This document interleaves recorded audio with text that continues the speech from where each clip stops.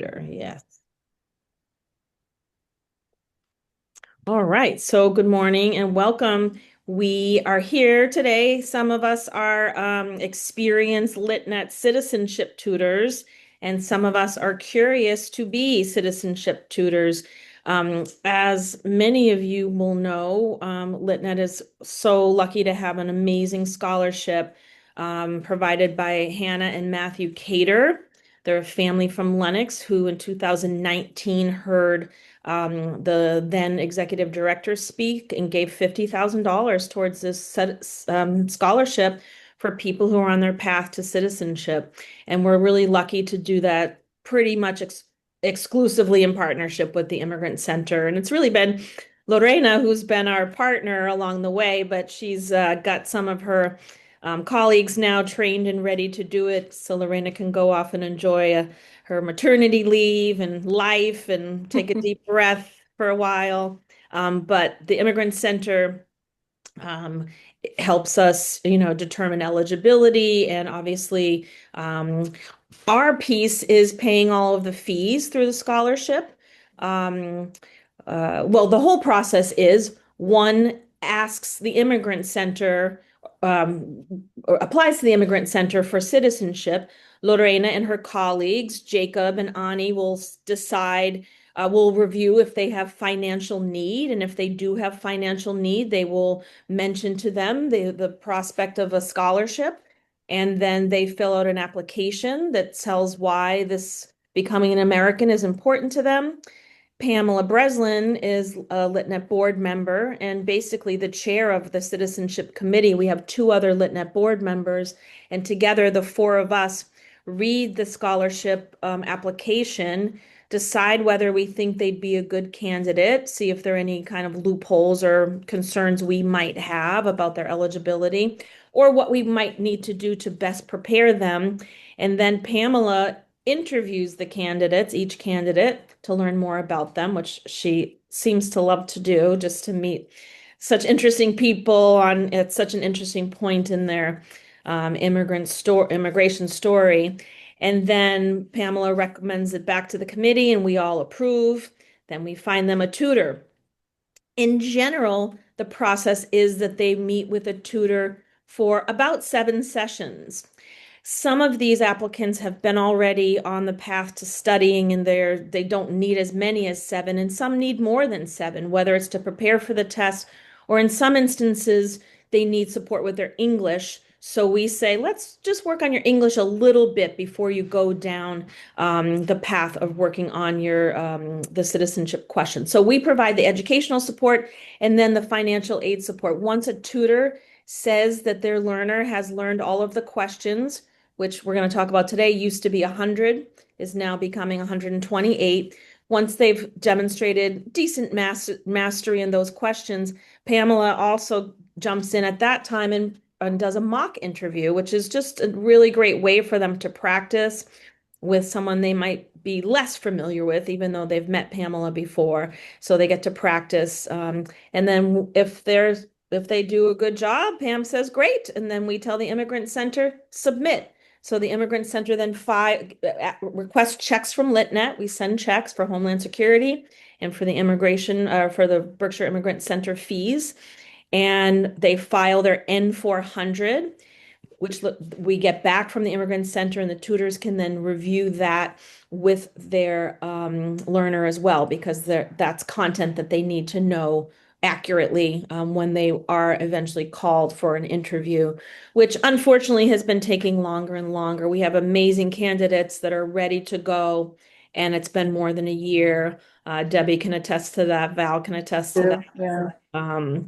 So it's just part of the process. So we're so lucky today to have Lorena with us. So Lorena, as some of you will know, is a board member. She's on a LitNet board member. She's on our education committee, and she works at the Immigrant Center, as the director of client services. That's not your whole title.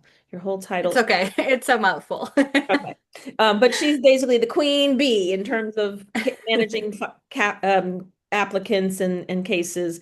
And so we're just so lucky to have her. So she agreed to come today and just talk with us about what's new on the citizenship test front and what else we might want to know. And after she speaks, we can ask questions and share. So over to Lorena. Great. Thank you so much for having me and welcome.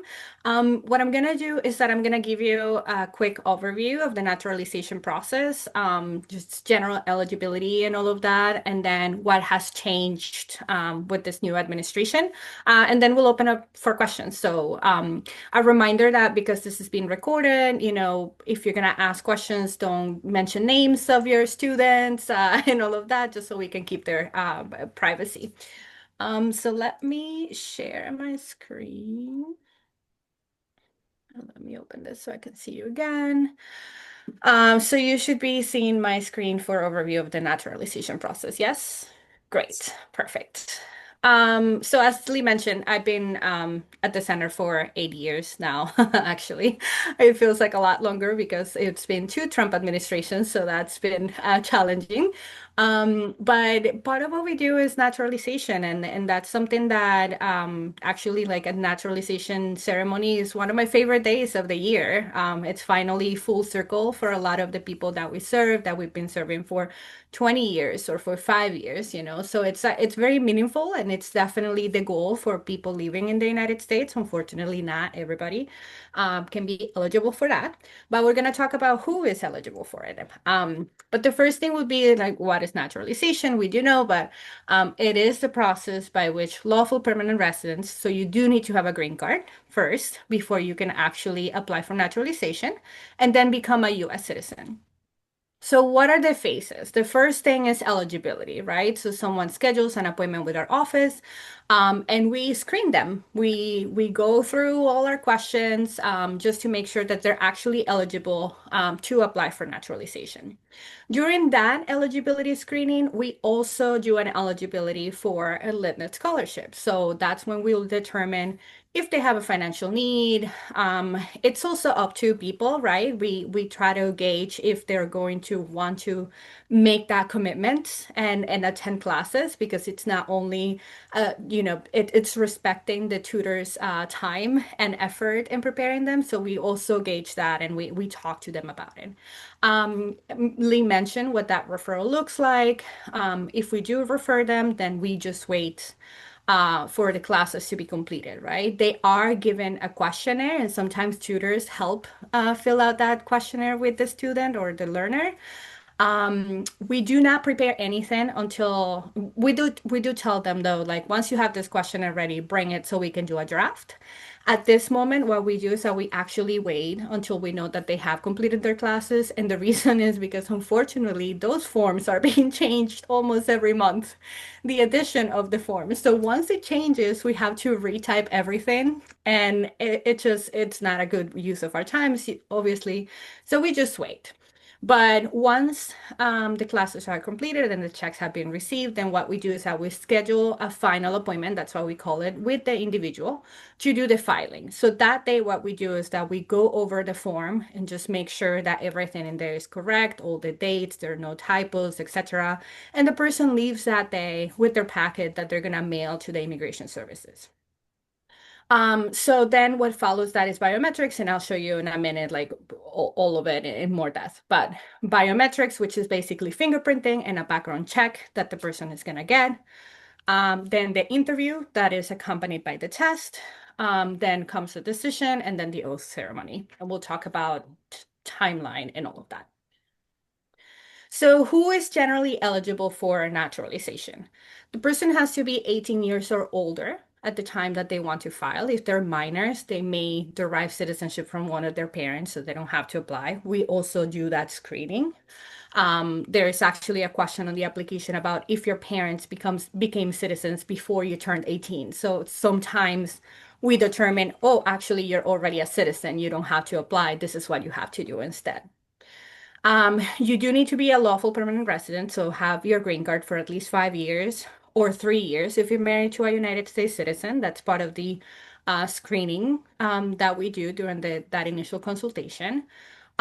You have to prove continuous residence in the United States during the statutory period. So what we call the statutory period is if you're applying based on 5 years, it's the last 5 years of your life. If you're applying based on 3 years, it's the last 3 years of your life here in the United States. So we actually sit down with people to count the amount of times that they have left the country, when they came back, and what those days add up to. Because sometimes you can, if you spend too much time outside the United States, then you may not be eligible and you may have to wait a little bit longer before you can actually apply. The rule in general is that of those 5 years or those 3 years, you can only have spent half of that outside the country.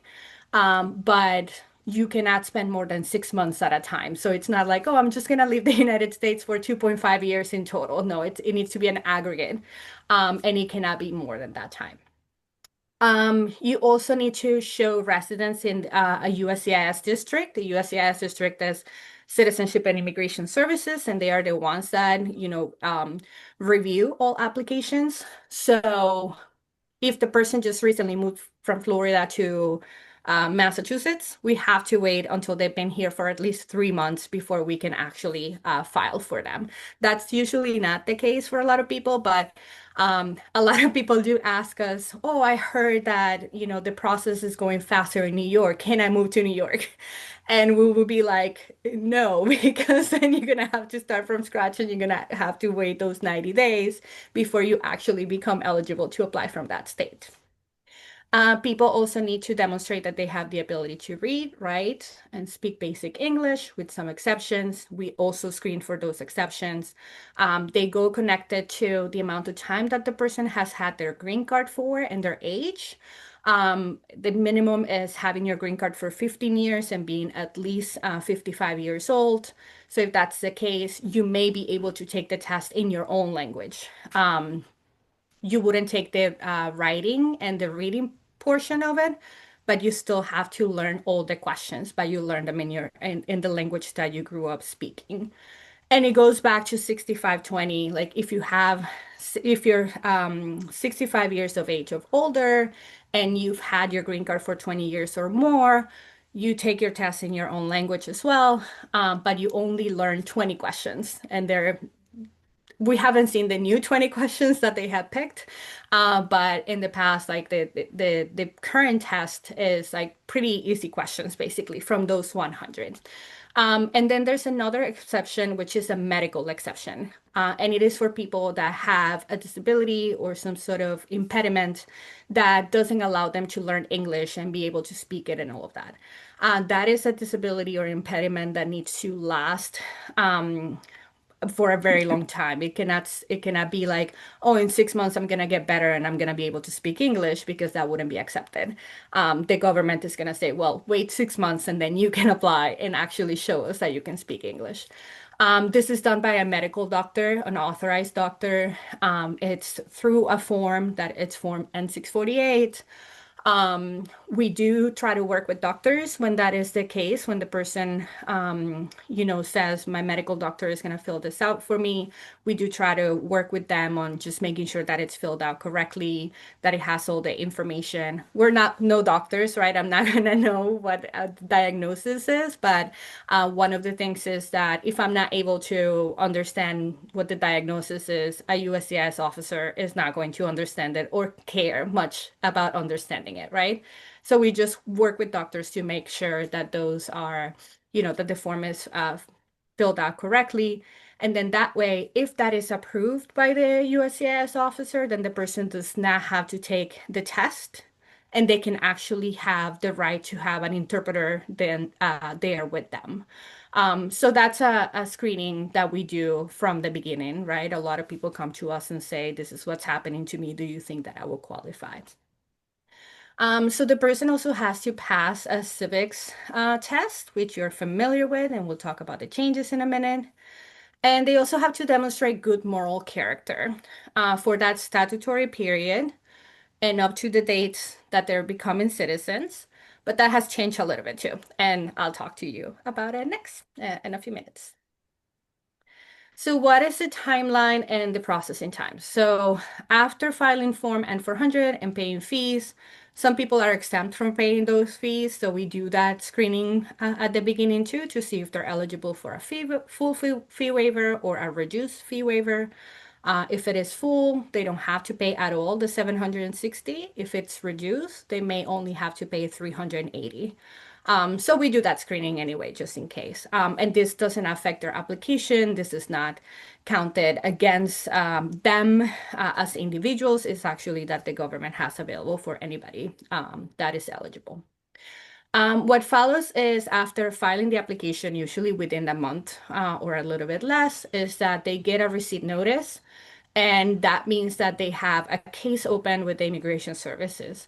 That receipt notice has something that is called priority date. And that priority date is the date that the application was physically received at the field office. And that date is important because when the government says, our cases are taking 13 months to be resolved. Is 13 months from that date of your priority date. So we use that sometimes to be double checking and to do inquiries with the government if the case is outside processing times. What I have to say right now about those dates is that the government keeps increasing them. So you can check today and it can say it's taking us 8 months. And then you can check in 2 weeks and it's gonna say now it's taking us 12 months. And it just keeps increasing because what they don't want is people asking them what's going on with my case. So when they know that they're not able to fulfill that time, they'll just change it with no reason. And, legally, basically, unfortunately, they can do that. So after that, there is a biometrics appointment. So the biometrics appointment is for the person to get fingerprinted, they get taken a photo, and there's an FBI background check that is done. A lot of people don't have to go to the biometrics appointment. So they will get a letter that says, we already have your fingerprints. We don't need to take them again. You don't have to come. Usually, the rule is that if you've had your green card for more than 10 years, you'll get fingerprinted again. They do want to fingerprint you at least every 10 years, just in case your fingerprints have changed a little bit. So they run that background check. But most people actually get it reused. Then after that, basically, the person has to wait until an interview is scheduled. For people applying in this area, which, Berkshire County applicants are the ones that are referred to LitNet. So then they have to go to Lawrence. That's the only office that would do their interviews. That's what the field office is. So they have to go there in person to then be interviewed. So the interview piece is questions about their application, right? The entire form, and then they go into the civics test. After the interview, USCIS issues a decision. And that's where we've seen a little bit of a change. In the past, the officers there could say something like, you are approved, you are good. Now we're seeing that there's a lot more new officers and they actually have to run all their cases through their supervisors. So what that means is that they may say, I cannot make a decision right now, but I'm going to give you this piece of paper that says that you have passed the civics test, the reading and the writing, but you have to wait for your decision because my supervisor is the one that has to approve it. A lot of officers would say, I will be recommending that your application is approved. But there's a lot new people now, so they're a little more like, I'm just not gonna say anything. Um, Another thing that can happen during that interview is that maybe the person doesn't pass one of the pieces of the test. Let's say that they were able to read, they were able to write, to answer questions, but then they fell short with the civics questions and they didn't get all of them. Then the immigration officer will continue with the interview, but then at the end, they will be given a piece of paper that says, you did not pass your test today because in this part you failed. And they will mark the civics question, let's say. So what that means is that they are given a second opportunity, usually comes after 3 months.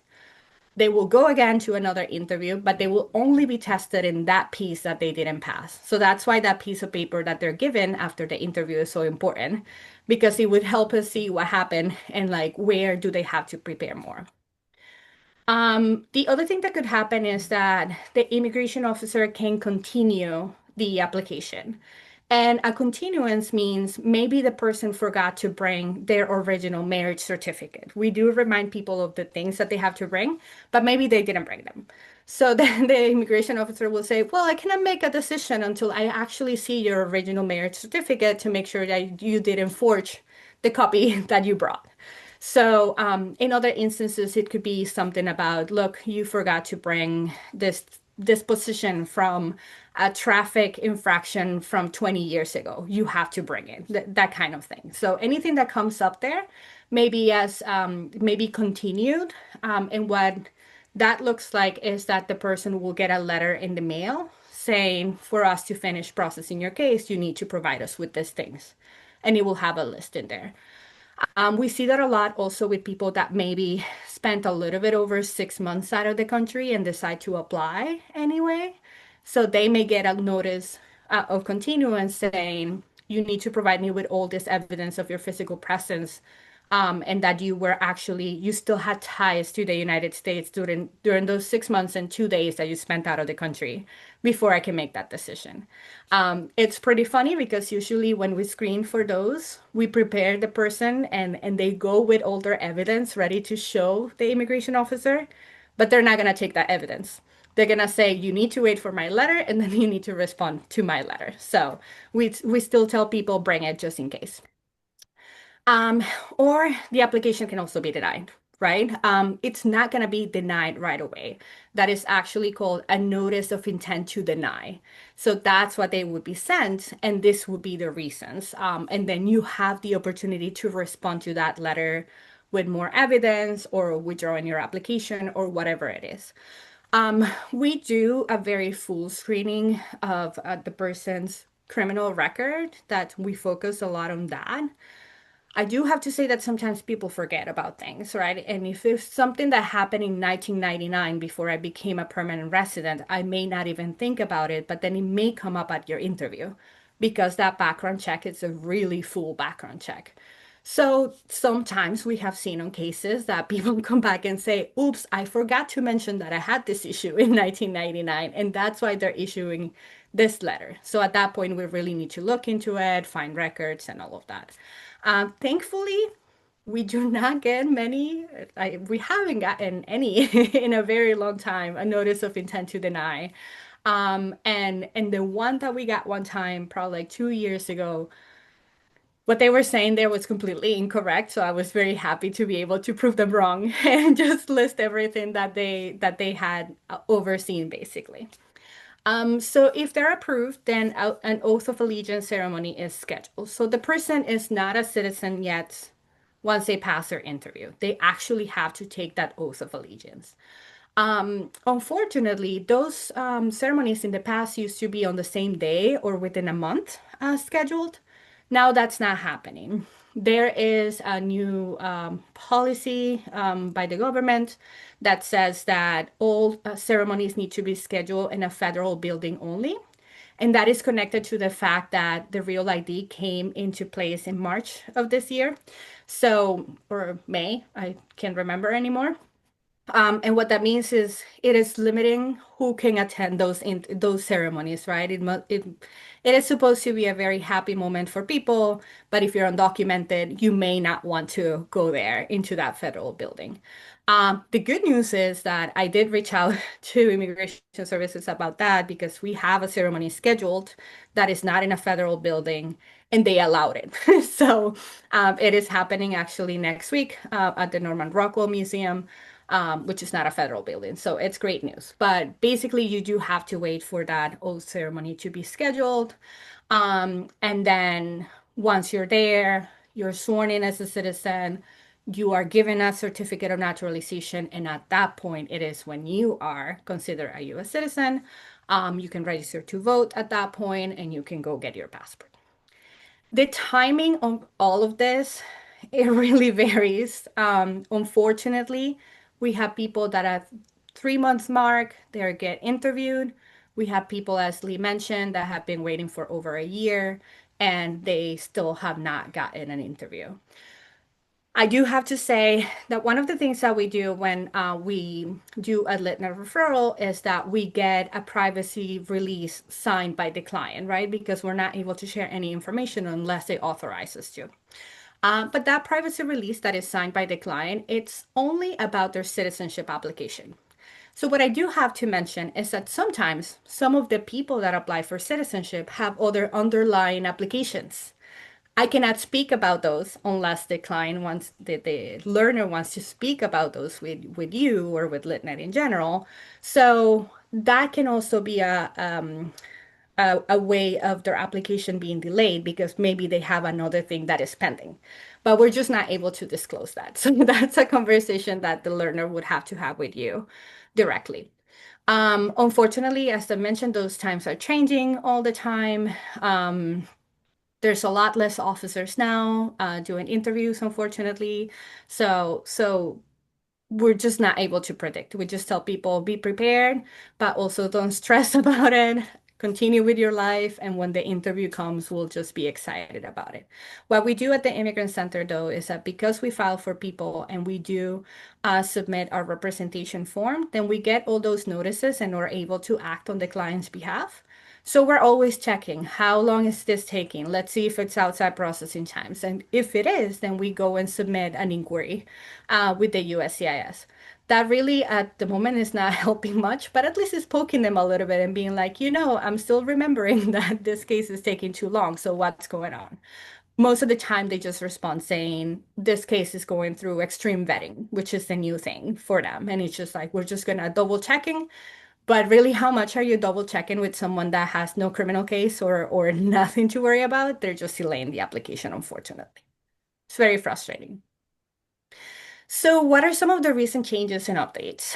You may have heard that they are changing how they use this good moral character. This has always been a thing. It is, what have you done in the last 5 years of your life?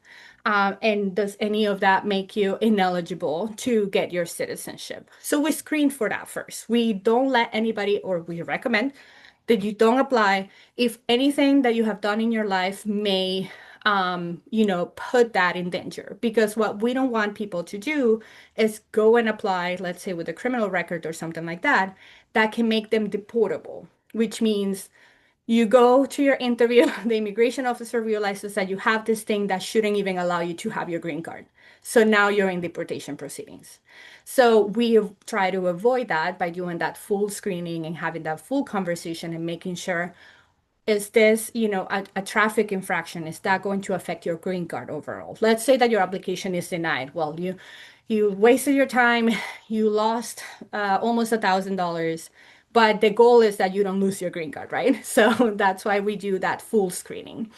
So the new memorandum is directing officers to apply, and this is literally from their memorandum, a more holistic totality of circumstances approach, which is very vague. Holistic is very holistic. We don't know what that means. So it is pretty much at the discretion of the immigration officer that is reviewing the form to decide to ask more questions or, to interrogate a little bit more about a specific issue. They have to weigh positive attributes such as community involvement or volunteer service. Are they caring for a family member? Have they had stable, lawful employment? What has been their education in the United States? Are they filing taxes and all of that? Again, this is not new because a lot of this is in the form and like it's part of what we screen for. It's just that now they're saying it out loud and like with that holistic approach, then they make it a little scary, right? But one thing that they did do is that they reinstated neighborhood checks. And what that means is that if they want to, they can come to your community and ask questions to your family members, to your friends, to your,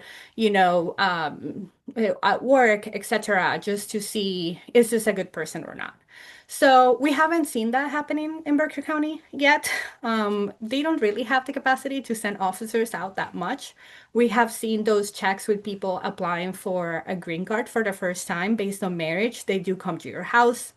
They want to go in your closet, in your bathroom to see if you're actually sharing a residence with your spouse.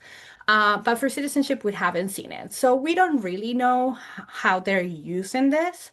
What we do know is that we're just being a lot more careful now with some issues that maybe for us in the past wouldn't have been a problem, like not registering for selective service. Now we're evaluating that totality of circumstances for that individual before we actually say, okay, we think that you not registering for selected service is not going to be too much of an issue. So it's really up in the air once we see how things are being adjudicated by immigration officers, then we'll be able to reassess. But at the moment, like nothing really has changed other than us being now extremely cautious about those screenings and just making sure that the person is gonna go there and succeed. And the other change that has happened is in the naturalization test. It hasn't happened yet. October 20th is the deadline. So under the current test, the person learns 100 questions. And I have to say that the only change that they have announced is on the civics test. That's it. They haven't said that there was like a rumor out there, or I think President Trump had mentioned that he wanted people to write an essay. That's not happening. Like, that's not in the law. They haven't said anything. So the only thing that has changed is the questions. So right now, the person has to learn 100 questions. They're going to get asked 10, and they have to answer six of them correctly. For any application that is filed and received at the Immigration Services on or after October 20th, they will be subject to the new test. So we have people asking us, I already applied a year ago. Do I need to learn the new questions? The answer is no. You are going to be tested under that old 2008 test. So anybody after October 20th needs to learn 128 questions. 20 of them are going to be asked, and they need to answer 12 of them correctly. So, you know, one thing that we were talking about at the office is that although it is more questions and they're like a little like some of them are a little more like, what is the answer to this? It's not much harder. Like, it's not awful. Like, if the person sits down and prepared, they will be able to make it happen, and you will be able to make it happen with the student. It's not horrible, you know? So it is completely possible still for people to be able to pass the test. It just may take them a little bit longer to. I know that there's some specific questions that it's like it's a specific date and stuff like that. And to be honest, I haven't even read the whole test. Like, I haven't had time to do that.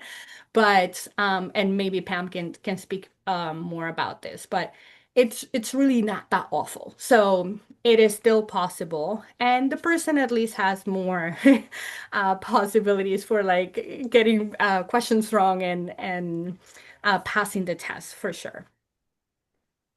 So I'm gonna open it for questions. I did mention that some students or some of your learners may have underlying petitions, so it is important for you as a tutor to know that maybe like the situation for each person is different, and maybe that's why their case is taking longer. But also knowing that each case is processed differently. So sometimes telling your learner, hey, I know someone that was interviewed 2 months ago. It's something that is going to stress them out a little bit more.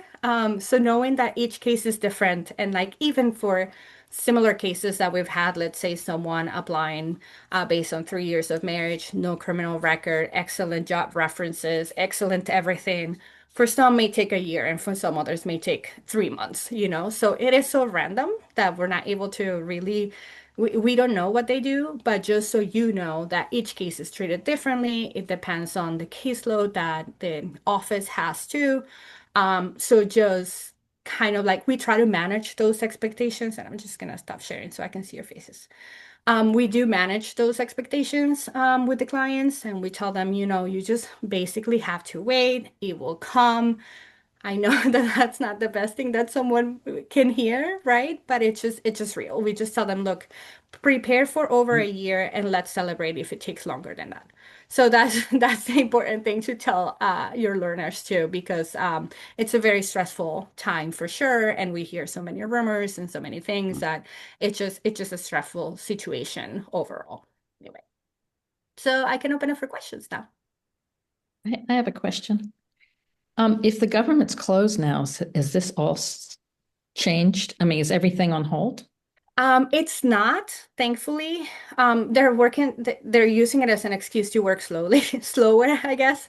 But the USCIS is self-funded. It's fee-funded. So because they don't depend on the federal budget, that's why they're able to continue to have interviews and all of that. In fact, we had one person be interviewed last Friday. She passed her test. So we were wondering like, oh, now that it's closed, is she gonna get her test canceled? And she wasn't. She was able to go there and everything ran smoothly, thankfully. Great, thanks. Hey, Lorena, great presentation. Thank you. Very informationally rich. Can you remind me again what the total cost is for an applicant? Sure. So the cost for the immigration services right now is $760. That is the full amount that the person has to pay. There are several options. The person, if they're filing online, not a lot of people feel comfortable filing online because the process Mm, is a little tedious and like signing and stuff. But if you're filing online, you actually save $50. So it's mhm. 710. And then if you're applying for a fee waiver and you're eligible for the reduced fee and you pay half of it, which is 380. And that's usually based on your taxes or if you're receiving a means tested benefit, something that a federal government has already assessed your income on.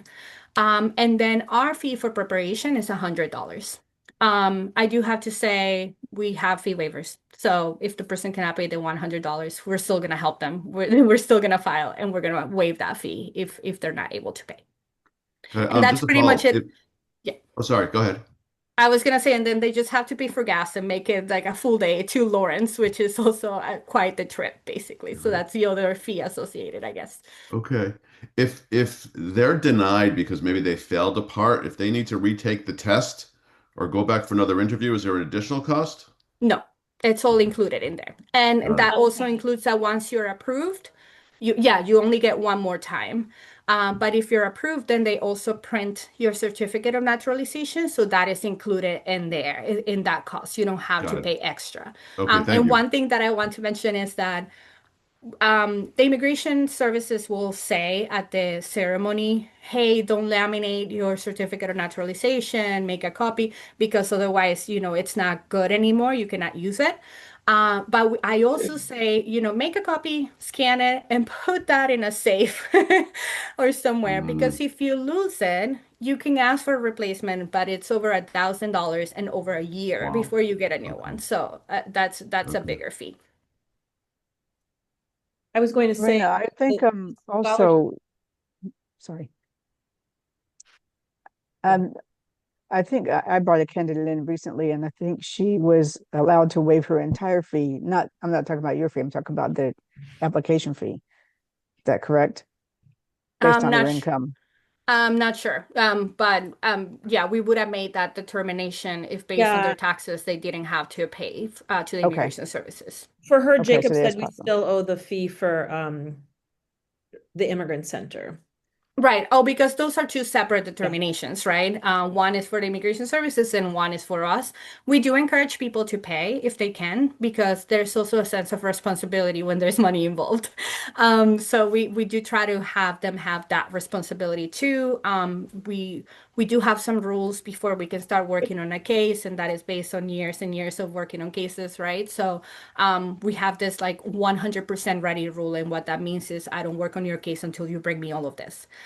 So once you do that, then I'll do my part. I'll commit to make sure that the application is filled out timely and correctly, that everything is sent, that you're not going to receive a request for evidence or Mm. say like, oh, this is incorrect or anything like that. But we do want to put a little bit of responsibility on the person that is applying. So if they're a Cater scholar, though, we pay that fee. Yes.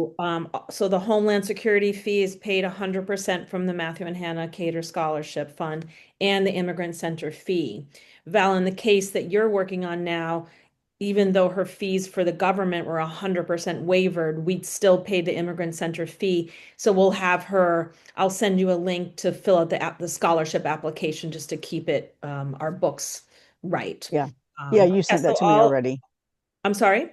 You sent it to me already. I Oh, have it. good. So when she sends that back, we'll officially let the Immigrant Center know she's been accepted as a Cater scholar.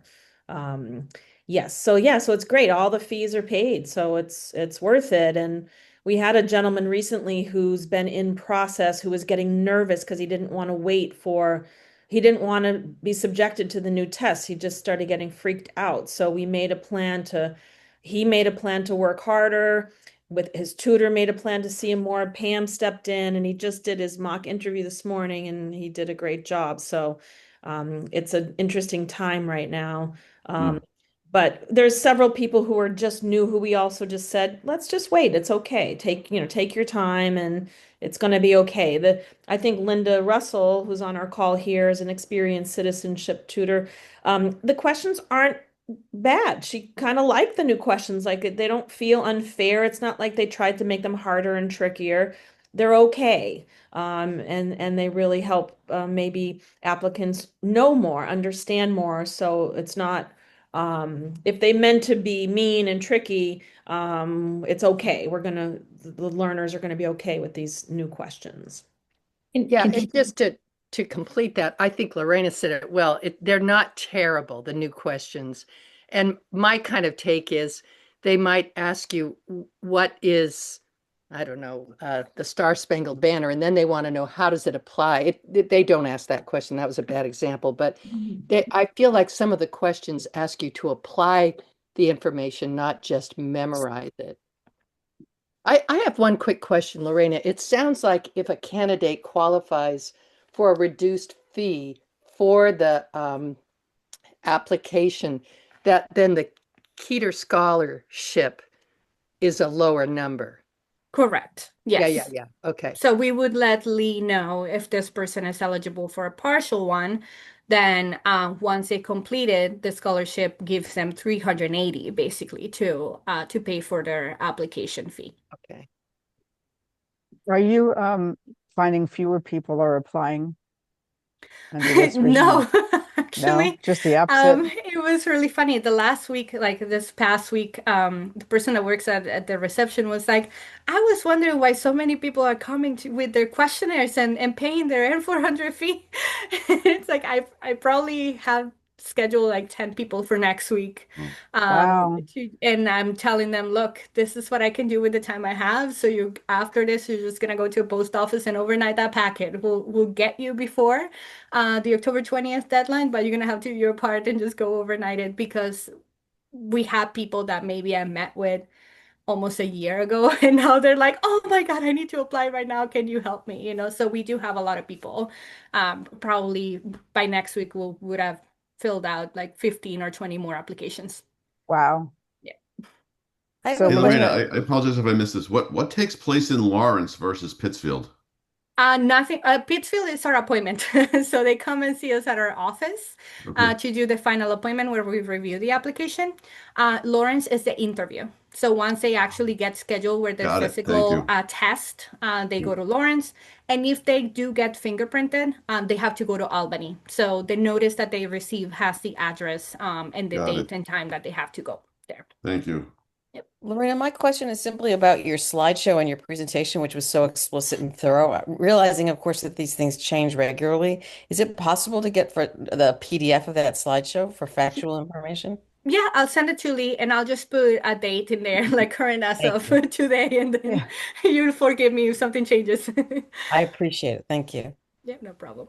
And both then this is being recorded too, Marcy. So if you can once again hear Lorena walk us through it. So both Thanks. Lee and Lorena know this, but I'm in New York City, and as I told them recently, it still is averaging about 3 months for people to get called for their interview in New Hmm. York versus a year in Massachusetts. It just doesn't make any sense. wow. But Yeah, I think the way I see it too is like the government has tried to punish Massachusetts too for our views and our Hmm.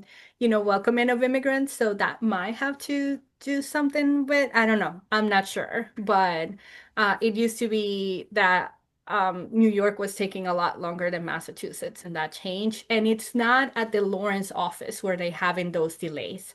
I've had those conversations with them. It's just that when you apply, your application goes to like a general office first, and that's where they process your fingerprints and all of that. And after they're ready with that, they send it to the Lawrence office for the Lawrence office to schedule that interview. The problem is between that, they're not receiving those files. So, for example, for um, the ceremony next week, we always send the Lawrence office, a list of people that we're hoping that can get scheduled for that ceremony. And in the past, they were able to pull those files and be like, hey, I'm going to interview you before the ceremony and you're going to go there. The perfect example of that was my citizenship ceremony in 2020, actually. I got interviewed 2 days before the local ceremony, and they told me, we're not going to give you a letter, just show up there because we're not going to be able to issue you that letter fast enough, you know? So we do that. We send those names and we say, do you think that there's people that are waiting for an interview? Do you think you can interview them now?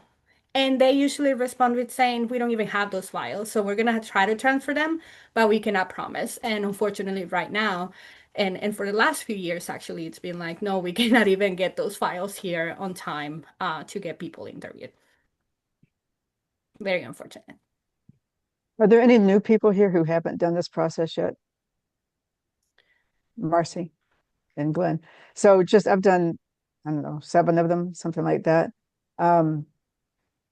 What I find is helpful is after I finish the civics test with them and Pam interviews them and they pass that, and then we do the N400 and the reading and writing, there's still, at this point, a year.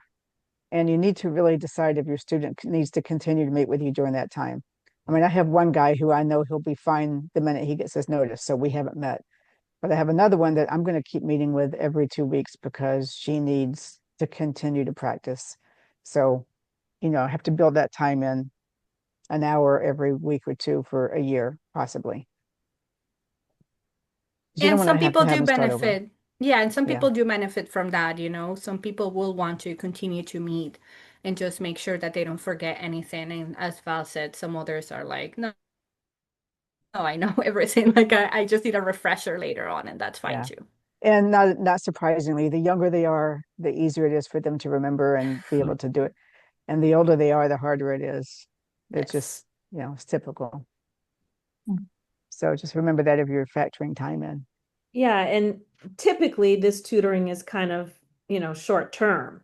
Not in the sense of typically it's like 7 sessions, are they ready, submit, and it's slowing down on the other end now, but it's unlike ESL tutoring where it could go on for, a couple of years or so. So I know Val, this is the only tutoring you do. Debbie, this is the tutoring that you do. I have a little crew of people that I rely on when I need citizenship tutors, and Debbie and Val are 2 of those.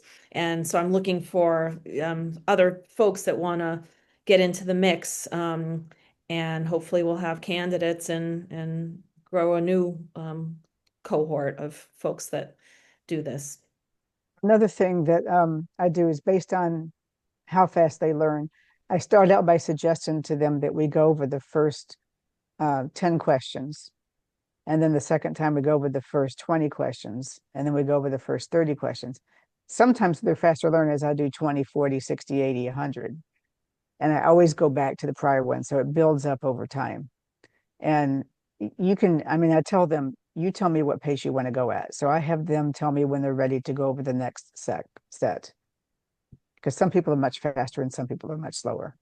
So, I mean, the prize at the end of this work is big too, right? So learners are typically really motivated to do this. It's not, again, ESL is not necessarily linear. This is really like do this and you win an amazing, prize, so to speak, or life achievement. I mean, there's a right. lot of commitment.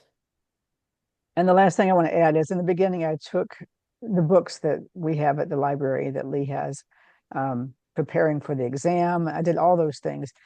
I found that with almost all of the people that I work with is way too much information. Hmm. It's just stuff they just don't need. And that 128 question book which is with the red cover on it, has a lot of history in it. So if they want to read history, they can read it in there.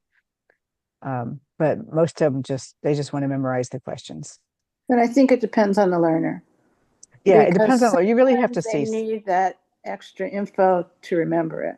Yeah, and some people do, and it's right there in that red book. But my first student used to text me all the time when she was watching MSNBC, and she'd say, "This is why we have checks and balances," and we'd talk about it. But I have others who English is really difficult for them, and they don't want to have those conversations. They just want to memorize and memorize. So you really have to understand what motivates your learner. Yeah. If I can add, one thing that we emphasize a lot too with people, and that hopefully sometimes gets them to think, I'm gonna prepare a little bit more before I actually apply, is that although for the most, the test is and the interview is pretty straightforward. Um, it's also discretional. So it can be maybe an immigration officer that is not having a good day and that they're gonna want to ask more questions. That they're gonna want to have a conversation and then say, you know what, you cannot speak English because you were not able to tell me how was your drive from Pittsfield to here, you know? So that's another thing that people need to understand, that there's that conversational piece that it is a little bit important too. And I'm just log in my computer really quickly before it dies because I do want to say one more thing. Yeah, my first student failed, She and that does was for that good. very reason. She did not understand when we were talking when the interviewer was just asking her general questions, and she just got scared and froze, and she knew all the material. So those initial Yeah, conversations when they walk you from the lobby back to their desk are so important because they're really gauging your understanding at that time. So we practice. exactly. How was your drive here today? It's beautiful weather. Did somebody come with you? Um, you know, little things like that. And that they're just trying to see how well they understand English. So I do practice that Exactly. with them. Yeah. The other two things that I wanted to mention really quickly is that when we file for a client, because we are a very small team and we don't have the capacity to spend the whole day in Lawrence, then we're not going to go to the interview with them, although we are legally allowed to. So what that means is that the person that goes to their interview, and when the immigration officer sees that they have a G28, a G28 is a representation form that we fill out, they will say, is your attorney here with you? And they have to say no. And then they will be asked, do you want me to call your attorney? And they're going to have to say no. And then they're going to be told, okay, you have to sign here, waiving your right to have an attorney present with you. So sometimes people freak out a little bit about it, like, why were they asking me that? And we try to remind them it's completely normal. Legally, they have to ask you if you want to have your attorney there, and then you have to waive your right to have it. We wouldn't send people to their interviews by themselves if we thought that they needed representation there. So that's the other piece. Like, if we do think Yeah. that they're better off with representation, we right off the bat tell them, hire an attorney that will go with you to the interview because you do need it. So the cases that we take, we know that they're not going to need representation there. And then the Mhm. second thing that I was going to mention is that when there is a criminal record, and by a criminal record, I don't mean this person was, in jail for 15 years. It can also be you do have a criminal record if you were pulled over for driving without a license. Now there's a criminal record on you, right? So that's less harsh. So for anybody who does have those, we have to provide final dispositions and send them to the government. But in the form, we do not add any additional information. We answer yes or no to the question. The question that we answer yes the most is that question about if you've ever been cited, detained, or arrested by immigration or by any enforcement officers, because it's very wide, right? So even if you were just pulled over and given a citation, you have to answer yes to that question, although it also asks if you have been arrested, but it also has that cited question there. So what we do is that we just put in there, see final disposition attached, and that's it. We do not want to volunteer information. We're already volunteering it by giving them a final disposition, but we want the immigration officer to be the one to ask the questions instead of us saying, I was arrested this day because blah blah blah because blah blah blah. Because sometimes the immigration officer won't care. And now we're putting it on a form and now they have to ask. So when we do that, we also separately tell the client this question that you answer yes to, here's what you need to practice and here's what you're gonna have to say. And we do that separately. So you may see it in some of the applications. And it's just because of that. We just don't want to do their job. They have to be the ones wanting to inquire. And if they do ask those questions, then the client is ready to answer those questions. Lorena, you go over those things with the N400 with them at the time that they're with you? Yes. Because I will say, it never occurred to me about one of the things you said, oh geez, but I did have one student who said he committed a felony when we were reviewing the N400. And I thought, oh my gosh, what the heck? But it was a traffic violation. So it was a summary offense. But I Uh-huh. think, he watched Law and Order or something, so he knew the word felony. So it's important to practice the N400. Yes. But do you have a list of questions that, um, like, I don't know, that we should be aware of as tutors that we might not know so much as you guys at the Immigrant Center would know about? So no, but the way you can identify that is if there is a question that was answered yes on the N400, then you Okay. know that for that one, you're just gonna have to ask a few more questions or say, what do you think you need to say here? What was the situation?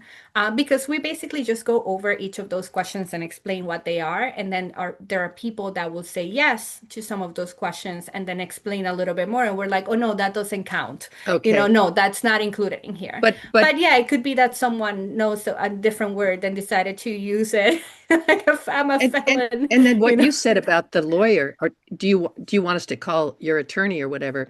I don't think I'd ever realized that we should be making sure that they know to say no on that. I I think that's why I'm mentioning it. Like in general, we have those conversations, right? And when we get the interview notice, we remind people like these are the documents that you're gonna bring. Remember that you're gonna say no to blah blah blah. But it's good to remind them anyway because people often forget. So that's like a good thing to note anyway. But we do that. We do give them all that information. We send them an email after they leave our office with their final, we send them another, like a scanned copy of their application. We give it to them in paper because legally we have to, but then we give them one copy online too for them to have. And as a reminder, this is the amount of time that it's going to take. These are the documents that you're going to have to bring. For now, you just have to wait and blah, blah, blah. And then when we get the interview, we say the same, a reminder that this is what you're going to bring and all of that. So they may decide to share that email with you, but also know that we are doing that. We're definitely doing that, but some people definitely forget. So the first student I told you about that failed, that's what happened. They asked if she had an attorney with her and she got very upset. And she goes, I don't need an attorney. And she just could not understand that it was just a typical question. And that's when he said she didn't understand English. And I went with her to Lawrence. It's a long ride. And it was a very long ride home when she failed. So yeah, with her husband in the back seat blaming her for failing, it was not a good day. So reassess whether or not you want to go with them to Lawrence. It's not a requirement to do that. And I haven't done it since, by the way. And that was a time also where it was like, oh, they told me that I couldn't learn, that I didn't know English. And then when I spoke a little bit more with her about it, I explained what the situation was. And that was an appointment actually that I was able to be present for the second interview over the phone, just Yeah, because I wanted to listen to what was happening. But that second time was good, right. and she passed. Yeah. She passed, and she's also become like the poster child for LitNet. So Yes. Wow. I was muted. I was just saying we're so lucky to have you to do this with us at this time. So thank you. Pamela, I don't know if you have any questions or anything you want to say. You don't have to, but Pam is so integral to all of this at LitNet that I just wanted to give her a shout out here on this Zoom. So shout out to Pam.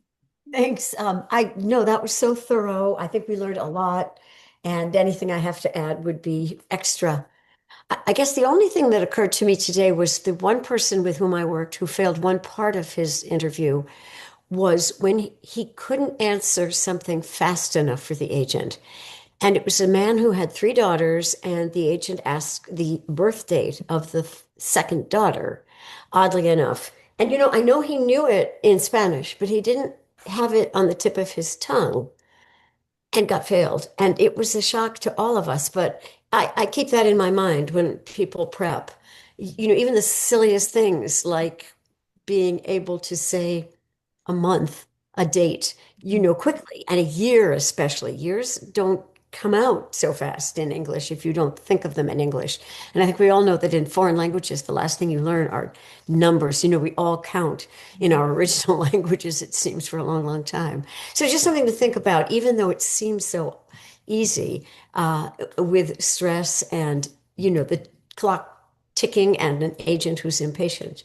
That kind of idea is something to just keep in mind.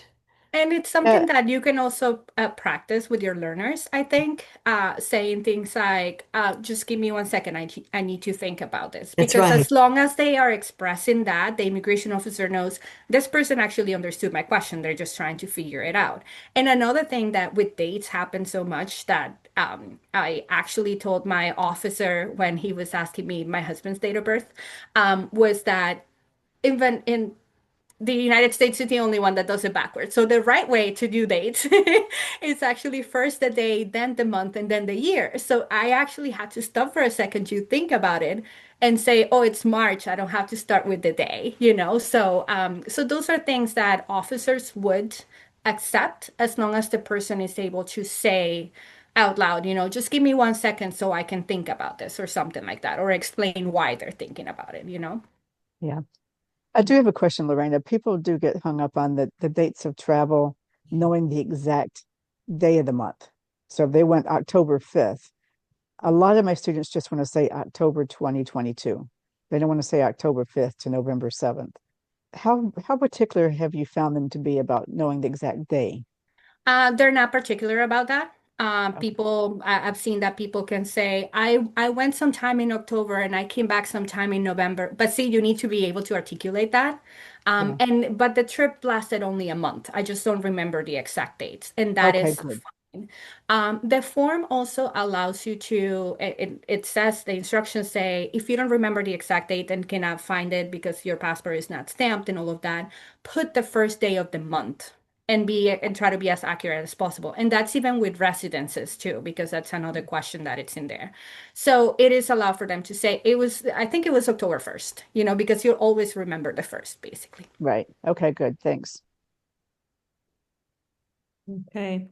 So just number wise, this scholarship started in the end of sometime in 2019, summer of 2019, I believe. 46 people have become Americans with help of a tutor and this financial aid support. And I think there maybe are 10 right now that are waiting.